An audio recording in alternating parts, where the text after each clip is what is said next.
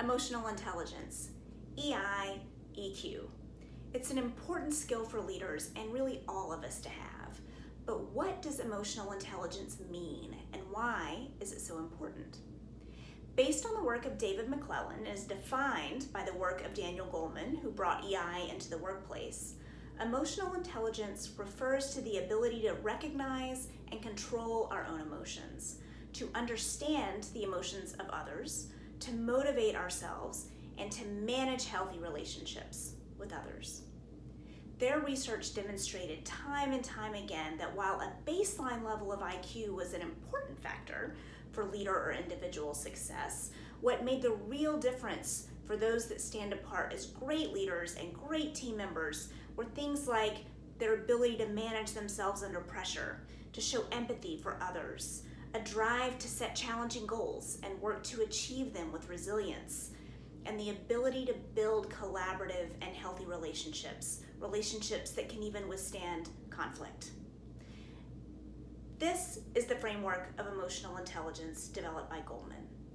It is comprised of awareness, both self-awareness and awareness of others, and the actions that correspond with that awareness, so self-management and relationship management. It's all of these things working together that really gives us a positive impact on our own performance and that of our teams. Relationship management is where you really begin to see the results of this flow, but you can't just start there. Being able to manage relationships well comes from understanding and managing ourselves and from understanding others. As you can see by the direction of the arrows, self-awareness is where all of this begins. So if you want to be a great leader, build a high-performing team, or perform at your best, begin by really understanding yourself.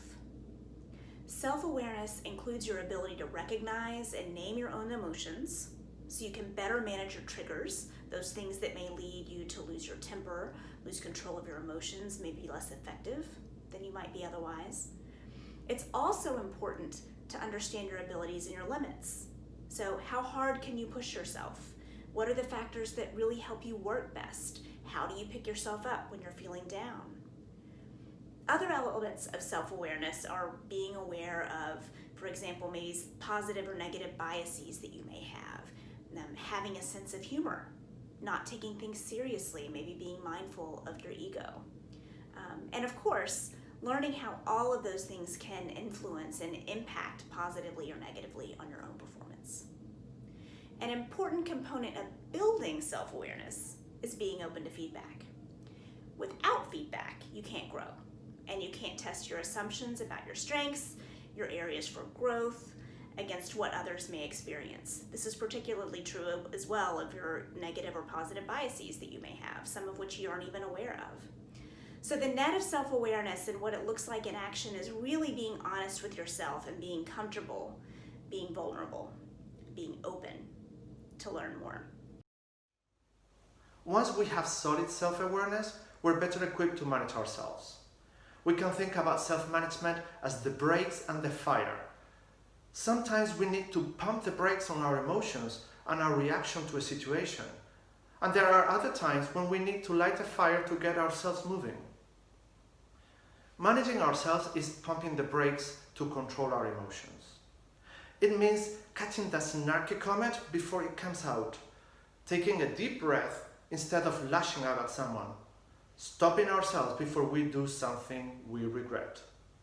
Managing ourselves also means managing our reaction to change, to develop our flexibility and become more adaptable.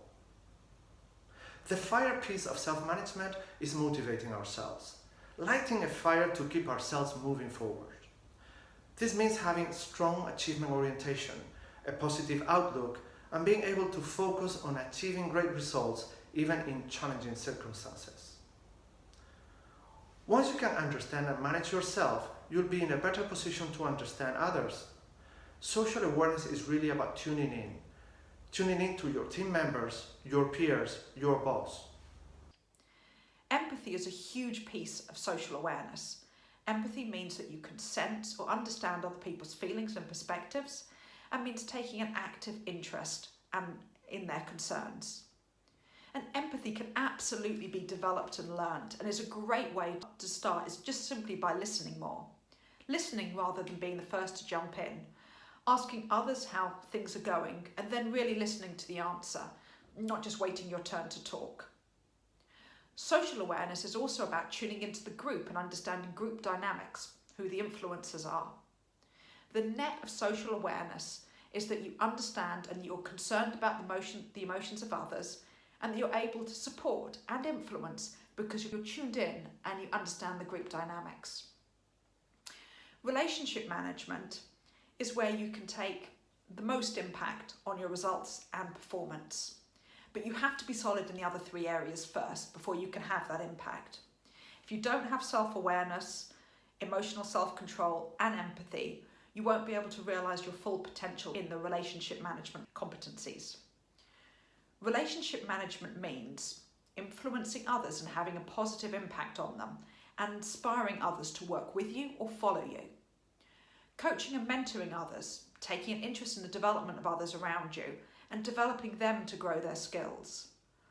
Being comfortable and encouraging an environment where diverse thinking is encouraged, and one which differences of opinion are expressed in a healthy and respectful way. And of course, teamwork is necessary for us all to achieve our company goals. So to conclude, every day at work, we typically have to make potentially difficult or often emotionally charged decisions. We have to interact with others. We have to work in teams and solve complex problems to meet common goals. Taking the time to develop your emotional intelligence helps you to build stronger relationships, reduce conflict, achieve your goals, and be your best.